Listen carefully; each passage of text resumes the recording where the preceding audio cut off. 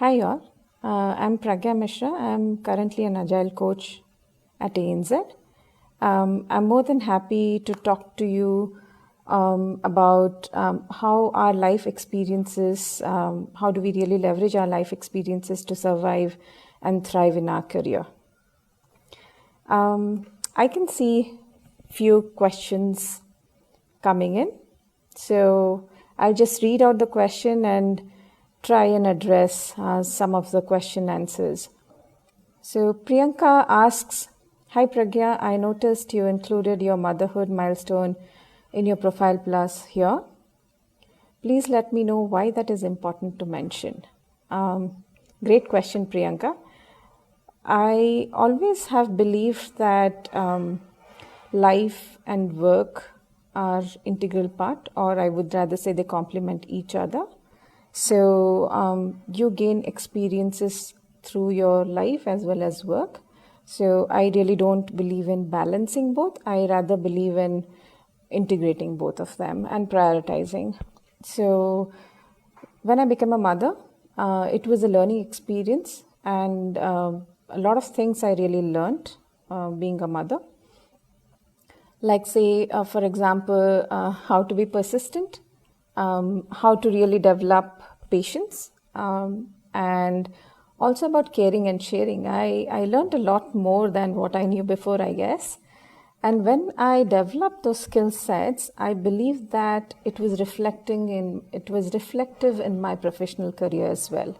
So it is very important for us to acknowledge what skill sets we are developing in our life and how does it really help us become a better person, be it personally or professionally.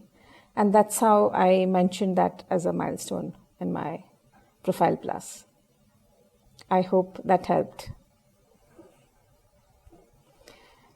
The next question that I see is from Suchi. Suchi is asking me, Hi Pragya, out of all Agile certifications available, as per your experience, which one offers the best learning adoption approach? And please suggest the same for Master NLP certification with commercial cost involved while you undertook the course.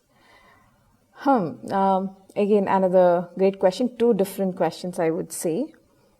On Agile certifications, my take would be if you are planning to become a Scrum Master or an Agile coach, or you're part of any Agile transformations, it is always good to gain knowledge in different frameworks, be it Scrum, be it Kanban, be it SAFe.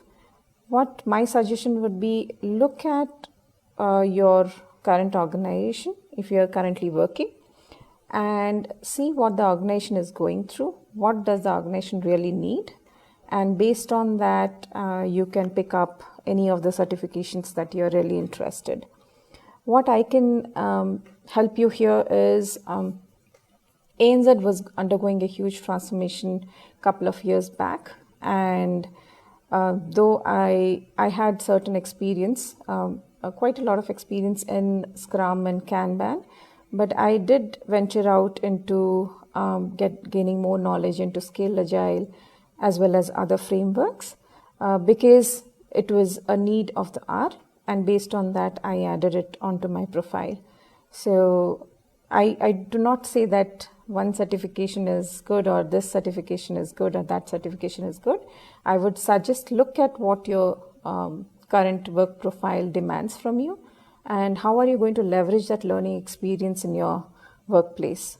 Right? That would be a good start. Coming on to your second part of the question on the NLP, right? So again, on the cost side of it, I do not think I can provide you much details, but there are a lot of good trainers and facilitators in NLP that you would find, be it in India or outside. Do connect with the trainers and understand what kind of their training profile talks about, what do they really impart in that particular training, and based on that you can take a decision. I took the training from Vikram Dhar, nlpcoach.in, and it's been almost 2 years. I did my practitioner with him and I did my master practitioner with him, saying that there are many industry experts. A bit of researching in the Google would really help, and you can pick that up, right? Great. So I would move on to the next question. This is from Divya Rajaganeshan. Thank you, Divya, for letting me know that this is a very interesting topic. And I'm looking forward to your question. And you are asking me about personal development, personal growth, mindfulness, etc. We read a lot in the internet, which is filled with hundreds of tips and tricks. But the biggest challenge I face is to practice them. What are some of the simple steps to practice them? Wow, it has a lot of, I would say, lot of things in this question, but let me try and address it in a very simple way. What I typically do is, for us to develop any of our soft skills or being mindful or any of the first and foremost thing that I do is identify what are my goals, what are my priorities at this point of time, right? In the present, and maybe a little bit forward looking. Once I'm able to identify that, I then next go into a little bit more deeper level on what are the things that are really my strengths. Do I really need to work on those strengths and make it better? And what are my development areas to achieve those goals and objectives, or the priorities in life? And then I cite both of those aspects, and I then come up with some kind of the training or coaching or mentoring that I seek out for, and then I put up a plan as in what do I need to do next, and accordingly I move. So when it comes to personal development, professional development, or mindfulness, it is all aligned to what is the need of the hour for you. What are the things that you really need to develop or strengthen within yourself to achieve your own goals. So that is how I proceed. Once I proceed in that, say I identify what are the things that I really need to learn, or I get coached or mentored, then I try and identify which are either some of the good trainings available or what is happening in the current market. I do attend a lot of meetups, conferences. I read a lot in the internet, and then I pick up what is required for me at that point of the time. So that's what I typically follow. So I keep it very simple, very much aligned to my current goals and objectives. Look at, okay. So I get to see Akshata. Next question from Akshata. So how to keep ourselves motivated? How to keep ourselves motivated to achieve our personal goals? Great question. It all depends on our mind, is what I say. How do we really train ourselves to keep us motivated? Now let me deep dive a little bit into how motivation looks like. Motivation differs from person to person, and that's where it is important for us to identify what really motivates us. For that, you might have to do some analysis and self-analysis or self-awareness, as in what keeps you ticking, what are your hobbies, what are your interests. When you're working towards a particular goal, what is it that keeps you really moving? Now, once you identify that, it will be easier for you to work towards your personal goals. Again, let me share my own example. Somebody recently had the same question for me some time back, and I always feel challenged or motivated when I get some challenging work or new work to do. So I'll be at my peak performance at that point of time. But after a certain period, when things start getting a little monotonous, or I'll feel that it's, I'm getting quite comfortable, or I'm getting into a comfort zone, my performance starts to slow down. And that is where the first thing is to be self-aware that you are getting into a comfort zone, or you are not getting that motivated to work towards it.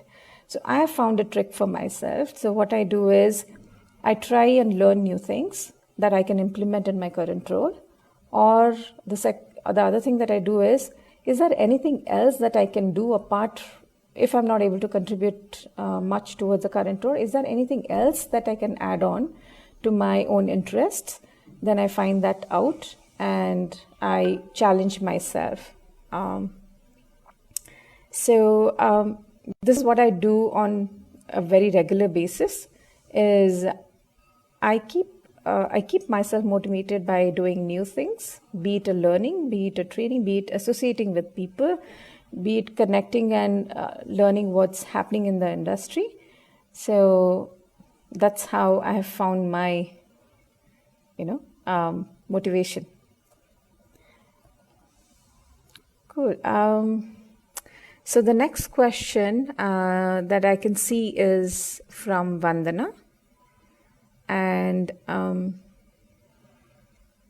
Vandana mentions that, hi Pragyan, I think the simplest way to personal growth and development is to ask many questions to oneself on a daily basis, like what do I really love in life and what should I do to have more of this?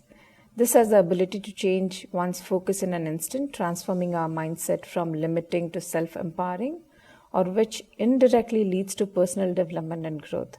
It is from my own experience. As soon as I ask a question, my mind will immediately begin searching for an answer, sometimes taking me to where I really want to be. What are your thoughts and your own experience on this?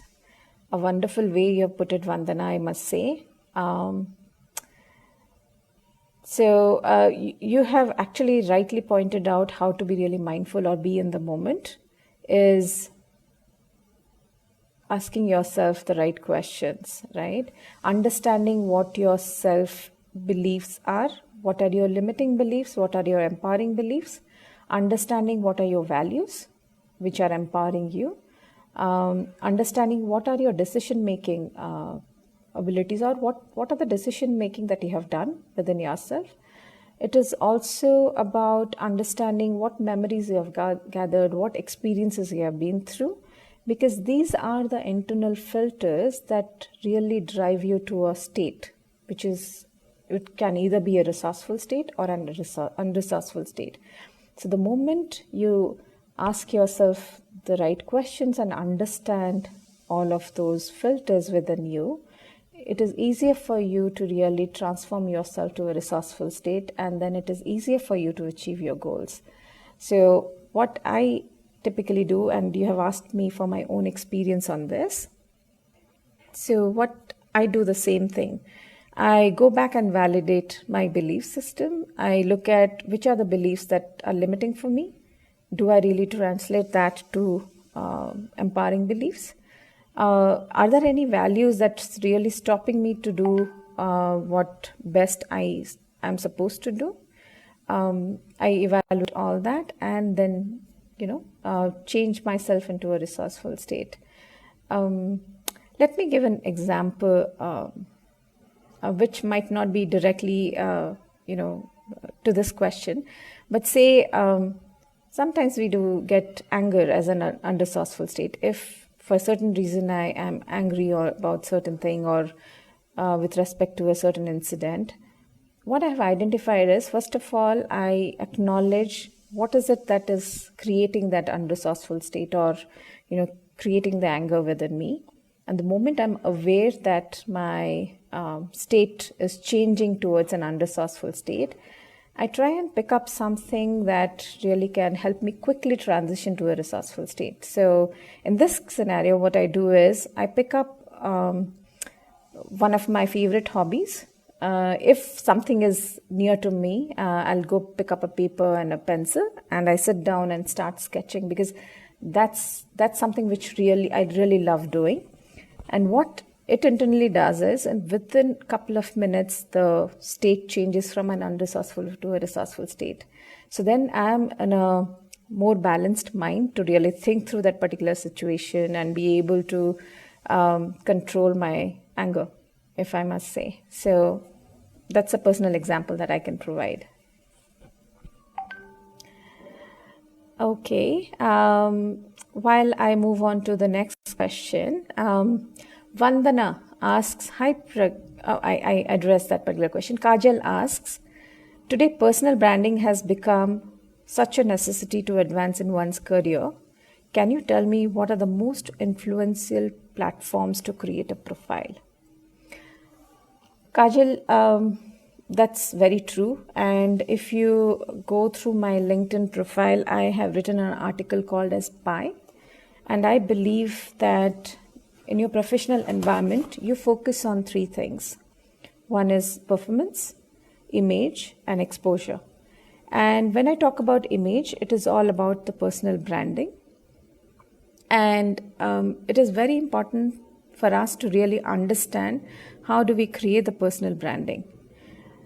For that to start, or for you to really identify what your personal branding looks like, you need to be clear on what exactly you are looking out for yourself, right? Again, I can only share an example from my own thing. So I am truly passionate about coaching. So I believe in myself as a coach. And that's something, say, for example, I want to create a brand of my own. So when I know that what is it that I really want to create a brand of my own, then I need to understand that what right now technology provides us a lot of platforms. Apart from your workplace, you have your social networks and technology, right? So you need to have a look at and fair understanding on how do you really want to create a brand within your workspace. And that again comes from how do you build your network, how do you really connect with people, and what is the language that you speak, what do you communicate to the people when you're creating your own brand. So all those aspects come into play. When it comes to technology, social networking, so I say, for example, I prefer LinkedIn. It's for professional. It's a professional network site, and that is where I believe that if I'm a coach, what is the message that I really want to impart using that particular social website. So I focus a lot more into coaching. I'm into agile coaching, so I put a lot of stuff on coaching aspects, on agile aspects. So that also helps build my own brand. So people connect with you based on what you are wanting to put across in the social website. Similarly, you pick and choose whether Facebook or Twitter or any of those social networks. And that's how I believe in the power of branding. Last but not the least, you have your own personal connections. So leverage that. I would say that we are in a world where the connections and technology are helping us leaps and bounds. So understand what is the branding that you really want to create, and focus on which are the platforms and what is it that you want to communicate. From which of your networks do you really learn a lot and improve on your brand? So have those things in mind. Last but not the least, I also do attend conferences, meetups. I go to get-togethers because of the same industry as mine, because that is where I feel that I learn a lot and improve on my skills. And I also create my own brand, right? Thank you. I hope that helps. I have another question from Suvarna, and Suvarna asks, I'm not such a tech-savvy person. I'm at a disadvantage then with regard to personal brand. No, you are not. But what's the harm in learning, right? If I really compare my parents, let me take up a personal example. They were never tech savvy, but if I look at them now, they were keen on learning how to really connect to some of the social networks. And right now they're able to leverage to some extent. Like my mother is a classical singer, and she had a musical institute of her own, but she hardly knew what technology is all about. And social media for them is like, a big surprise or a question. But when I spend some time, letting her know how this platform helps in connecting with her students, because she is, teaching kids who are millennials or even younger, right? How to really keep up a pace with them. She has really picked it up and learned it. So I do not see that it is a big problem in learning and getting tech savvy. It is quite easy, if I may say. But saying that apart, there are multiple platforms, as I mentioned in my previous reply, right? So how do you really connect in your social networks? How do you really create your own brand by, because earlier we used to do word of mouth. How do you connect with people? What are the messages that you really pass on? Word of mouth is one of the strongest, brand tool, I would say. So if you are able to connect with people either via your social network in your own community, apartment community, or say via when you're going to any meetups or gatherings, or in your current workplace as well, right? You can start off with that and then slowly start learning what are the best platforms. I hope that helps. Gayatri asks, what is the difference between personal growth and personal development? How do you continue personal growth? Great question. Quite an insightful question. I had never thought about it. If you really ask me, any growth or development, whether personal, professional, actually starts within yourself. So you can term it as anything as you want, but the moment you start looking within yourself and then look at what are your strengths. Again, I think I replied in one of my previous questions, be it personal or professional, I do not keep life and work separate. I try and integrate both life and work. So I look at my skill sets in these aspects. One is I look at my strengths, right? What are my empowering beliefs? What are my values that really keeps me going? What are my traits or the strengths that I really carry back to my life and back to work, which really helps me to succeed? I focus a lot on that and I keep working on it because that's what keeps me ticking. You may call it growth or development, but that's what keeps me ticking and keeps me aligned towards achieving the goals. Now, the second aspect which I also focus on is on the development areas. And those development areas are very situation specific as well as your goal specific, right? So let me pick up an example. When I was a delivery manager, obviously my development areas will be very, very focused to the area that I am delivering, right? And then when I transition as a coach or an agile coach, my goals and objectives change, and accordingly I will have a different set of development areas. So in that scenario, I focus on my goals and objectives, and I focus on what are the things that I really need to contribute to make myself better at it, right? Again, so two areas that I focus on are the strengths and the development areas. So both of them actually contribute towards your growth or your development. Stick to your strengths, keep working towards it. Always keep validating that your strengths are really helping you move ahead, and focus on your development areas based on your current situation and what goals or what role you're in, or be it personal, be it professional.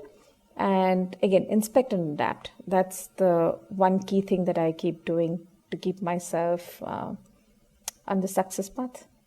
Not that I don't face failures, but I learn from it, and that's where I inspect and adapt.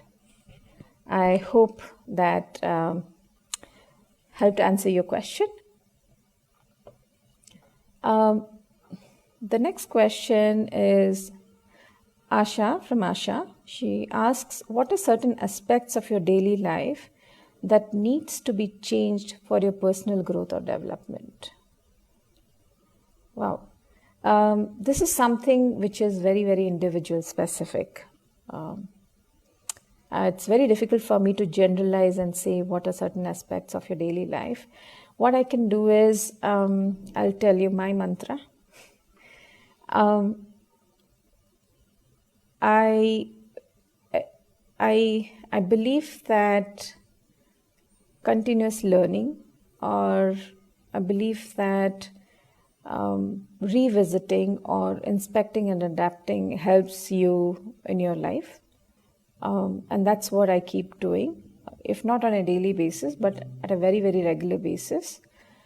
And how that helps is, one is for me to reflect on what is it really helping me to be successful or be happy at the end of the day, and what are the things that's stopping me from doing certain things or achieving certain goals. And when I do that, it's just not being self-aware. I also look at the ecology. It is very, very important for us to see what's our ecology around us. Is it really helping us, or are there certain hurdles or challenges? Then we need to come up with some other plan. Maybe that the plan that I'm working towards or the goals that I've set might not be, achievable at that point of time. So this is what I say, that everything that you do in your life is actually a goal or an expectation or a dream, or you can name it in any way. So once you're working towards your goal, it is very, very important for you to be aware of your plan towards achieving that goal, be it growth or development. It is also very, very important, is the ecology supporting you? I can, maybe let me share this story again from my motherhood, right? So once when I became a mother, it was very important that I gave attention to my daughter, as well as I am working I had a career and I had to go back to work. So how do I really balance it out? How do I really integrate? I don't balance it out. How do I really integrate it well enough where I'm able to give the love and care that my daughter needs at that point of time, but I'm also able to, give it back to my work to an extent what I can. So if I have to go towards that, I need to ensure that I have support in my family. Are there any challenges in the support that I get in my family? Back in the workplace, what are the goals and objectives set for me? Are they really helping me towards achieving it? Because time might be a constraint, or my attention of my personal life might take a priority. How much of support do I really get back in my professional life? How do I really work it out with my manager and my team? So that's called the ecology. So having an ecology check and understanding what's really helping you, what's not, helps you validate whether you're able to work towards it. If not, if you get to see challenges, then you need to come up with some different options or plans that will really help you work towards it. And that is what I mentioned was inspecting, adapting, and learning, being self-aware, and do an ecology check. I hope that helps. Thank you. I move on to the next question. Divya asks, in recent times, cognitive behavioral therapy has been making the rounds as a tool for personal development. How effective is it? Will such courses really help someone? Trainings, I believe, are tools that provides us with multiple frameworks and that really enables us to develop our skill sets. But it can only happen successfully if we take those learnings and implement it in our day-to-day cycle, right? I haven't been through the cognitive behavioral therapy, but let me talk about neuro-linguistic programming. So when I went through the practitioner course, I'm right now a master practitioner as well. I actually picked up a lot of those that I went through the training, those techniques, and I first applied it on myself. And when I applied it on myself, it helped me really improve in my day-to-day work and my day-to-day abilities to really think through and have more clarity on my goals, objectives, and what are my limiting beliefs. How do I really create empowering beliefs? How do I really come out of my fears and phobias? How do I set powerful goals? And a lot of it actually helped me also in while I was doing my coaching, during my coaching conversations, in my coaching engagements, right? So I must say, not only in coaching, be it Agile as well, whenever I've done any certifications, I really find the true sense of it if I take some learnings and I'm able to implement it and I'm seeing the success out of it. So if you really ask me, I always look at trainings. When I go to trainings, I look for two things. One is I create networks because I connect with different set of people. I learn a lot from those interactions. The second thing that I take away from those trainings and certifications is what are those key learnings I can take away and implement it so that I can see the benefits out of it. I hope that helps answer your question. Then I move on to the next question. It comes from Bhuvana. Bhuvana asks, "Hi Pragya, amidst our busy work life and a chaotic personal life, what are the trigger points pointing towards a need for some personal introspection?" We don't need trigger points, do we?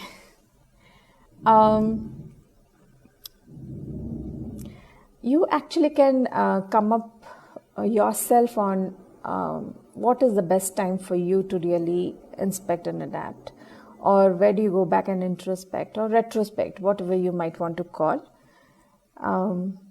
Busy, we are always busy with a lot many things, but my only again my suggestion would be is take some time out for yourself, and in that specific time you might sit down with a notepad and a pen or whatever works for you, and or just talk to yourself and write down what is going really well, what is not going well, is there anything else that you can really do.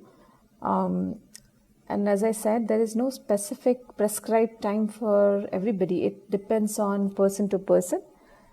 So find out your own time. That's the only thing that I can, help you with. Next question is from Sonal. If I'm constantly looking for personal growth or personal development, doesn't it mean I'm not happy with who I am? A wonderful way of looking at it, Sonal, I must say. No.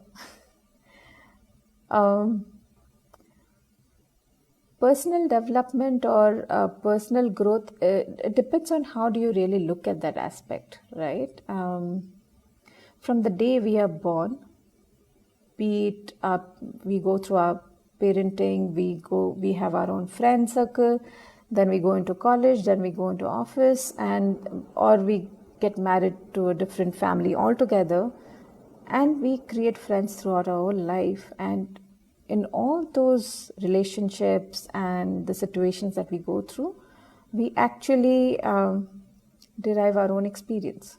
We create value systems, we create belief systems, and we do a lot of decision making, we create memories. A lot of things happen within us, and each of us have our own map of the world. Now, being happy is a state of mind.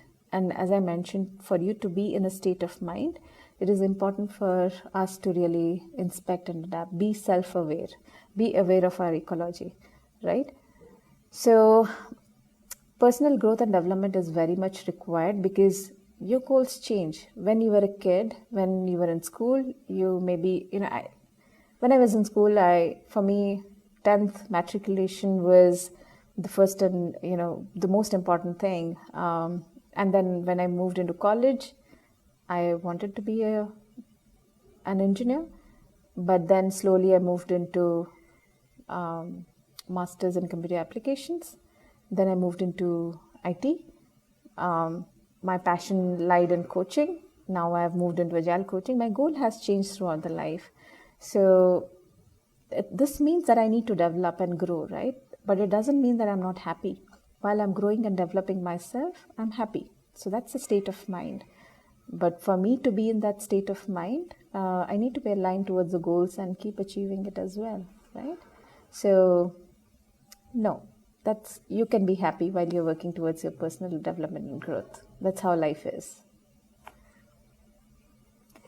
So I think that's about it. Thank you for all the questions. And if you really want to connect back with me, more than happy. My LinkedIn profile will be available. And thank you for the lovely questions and have a great day.